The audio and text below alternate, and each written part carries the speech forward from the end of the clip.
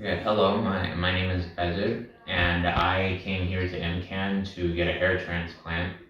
I had been considering getting a hair transplant for about 2 years at this point, and I had done a lot of research prior to coming to Istanbul because there were numerous sources online detailing different clinics around the city, and I wanted to make sure that I would go to one where the services were professional and clean, and the doctors and technicians were qualified.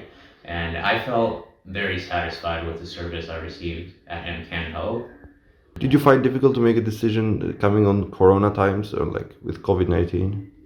For me, personally, no, and that was only because well, that was only because I already had corona like earlier in the year, so that's why for me. So I knew that the doctors had said that that you have immunity for about 5 months is what health officials were saying.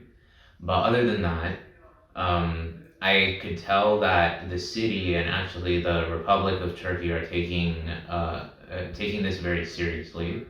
So people aren't too lax, and the doctors all wore masks, and people took sanitation seriously. So I didn't feel unsafe due to coronavirus or the situation with the pandemic.